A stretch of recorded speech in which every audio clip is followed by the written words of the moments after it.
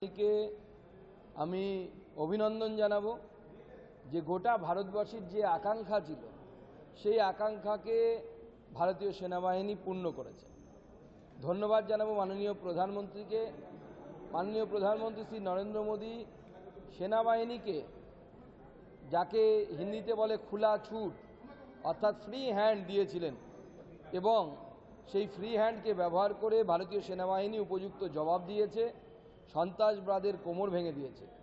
যে সমস্ত জায়গায় লস্করে তৈবা, জৈশে মোহাম্মদ এদের যে ক্যাম্প ছিল সেই ক্যাম্পগুলিতে হামলা এনেছে, এবং প্রিসাইজ হামলা যাকে বলে, একদম পুঙ্খানুপুঙ্খভাবে যেখানে স্টাডি করে যেখানে হওয়া উচিত, যে জায়গায় বোমটা যাওয়া উচিত, পড়া উচিত, সেই জায়গাগুলোতে গিয়েছে। সাধারণ মানুষের উপরে কোনো বোমের আঘাত হয়েছে বলে এখনো পর্যন্ত আমরা জানতে পারিনি। শুধুমাত্র সন্ত্রাসবাদী ক্যাম্প, মাদ্রাসা এবং এই ধরনের কিছু মসজিদ যারা আছে, যাকে কেন্দ্র করে সন্ত্রাসবাদীদের ক্যাম্প আছে, সেই এলাকায় ভারতীয় সেনাবাহিনী হামলা করেছে।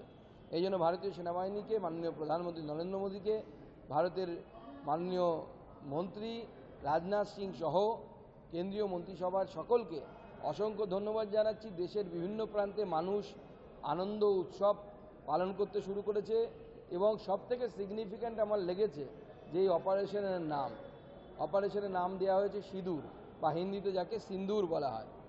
যে মহিলাদের, যে পেহেলগাঁওয়ে মহিলাদের মাথার সিঁদুর দেখে দেখে এক একজনকে মারা হয়েছিল, আজকে সেই সিঁদুর মুছে দেওয়ার জবাব ভারত সরকার, ভারতের সেনাবাহিনী যথার্থভাবে নিয়েছে।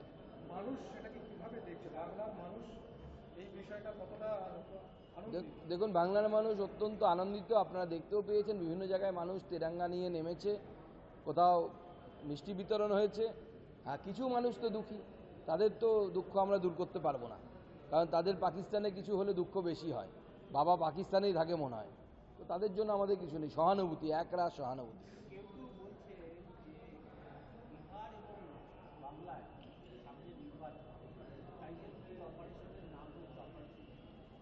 দেখুন, প্রথম কথা হচ্ছে যে ভারতবর্ষে প্রতি বছর নির্বাচন হয়, সেই জন্য তো বিজেপি বলছে এক দেশ এক ভোট আনুন না, তাহলে এই সমস্ত ইস্যু কমে যাবে।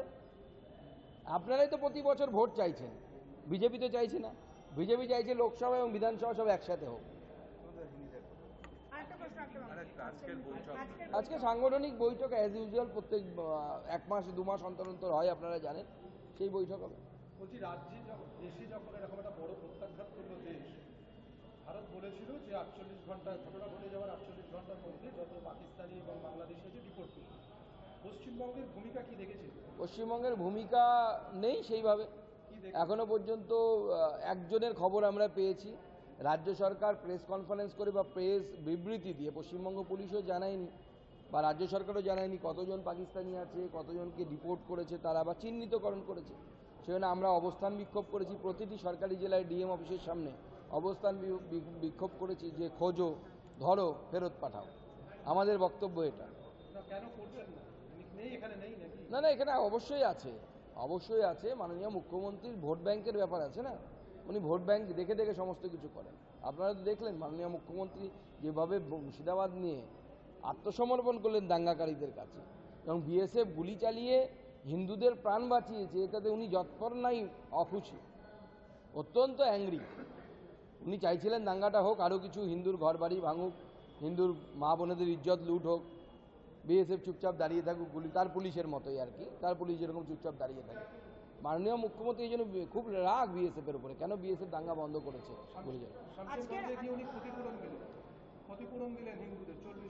দেখুন, ক্ষতিপূরণ দিয়েছেন, আমরা তাকে স্বাগত জানাচ্ছি, কিন্তু বক্তব্য হচ্ছে এই ক্ষতিপূরণটা আপনি কার দেবেন? যে সম্পত্তিটা হানি হয়েছে সেই তার দিবেন, কিন্তু ওই বাচ্চা যারা ছোট ছোট বাচ্চাগুলো, তাদের সামনে যে তারা যে টেরর দেখেছে, তাদের মনের মধ্যে যে গভীর ক্ষত তৈরি হয়েছে, তার কম্পেনসেশন কিভাবে দেবেন মাননীয় মুখ্যমন্ত্রী? যে বাচ্চাটা দেখেছে তার বাবাকে চোখের সামনে কেটে ফেলেছে, বা তার দাদুকে, হরগোবিন্দ দাসকে কুপিয়ে হত্যা করেছে, তার মনের যে ভয়, ওই দৃশ্য দেখার ভয়, এর কম্পেনসেশন কত লাখ টাকায় হবে মুখ্যমন্ত্রী কি বলতে পারবেন? আজকের এই বৈঠকে কি দিলীপ ঘোষকে ডাকা হয়েছে? যাদেরকে ডাকা হয়েছে তারা সবাই আসবে, চিন্তা নেই। কি নিয়ে?